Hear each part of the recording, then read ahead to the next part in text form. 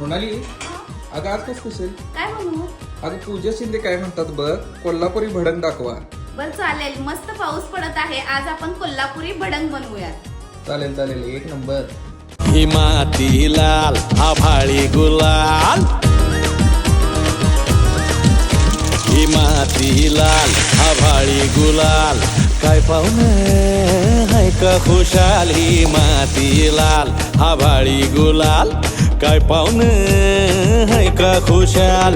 माणुसकीची उल काळजातले बोल, ही माणुसकीची उल काळजातले बोल,